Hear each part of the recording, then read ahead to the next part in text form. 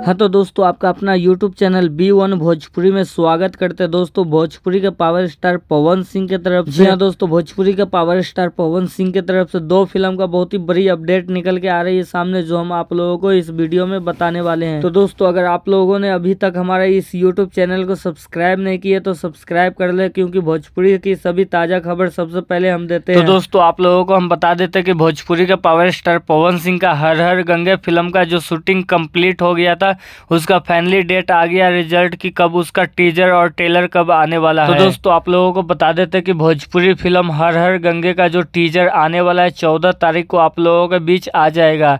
जी हाँ दोस्तों, आप लोगों को बता देते हैं सिनेमा आर्ट भोजपुरी के YouTube चैनल से आप लोगों को इसका ट्रेलर और टीजर दोनों देखने के लिए मिलेगा, लेकिन 14 तारीख को आप लोगों को पहले टीजर इसका देखने के लिए मिल सकता है। जी हाँ दोस्तों, भोजपुरी के पावर स्टार पवन सिंह का दूसरा बहुत ही बड़ी अपडेट निकल के आ रही है सामने, भोजपुरी फिल्म जियो मेरी जान। जी हाँ दोस्तों, जियो मेरी जान फिल्म का पूरा तरह से शूटिंग कंप्लीट हो गया, और दोस्तों आप लोगों के बीच बहुत ही जल्द इसका पिक्चर मतलब इसका पोस्टर और आपको इसका टीजर और ट्रेलर बहुत ही जल्द आने वाला है।